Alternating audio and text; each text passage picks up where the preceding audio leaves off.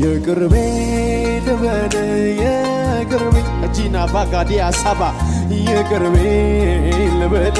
የቅር ከስትንፋሴ ይልቅ የቅርቤ ሆነ የቅርቤ ልበል የቅርቤ ከሲኦል መውጣቴ በቃኝ ነበር በዚያም አላበቃም ፍቅሩ ጨመረ ቀረበኝ አልሆንኩም ብቸኛ አምላኬ ልክ እንደ ጓደኛ ሳይዘው ሳይገድበው ትልቅነቱን አብሮኝ ነው ኢየሱስ ተወት የቅርቤ ልበል የቅርቤ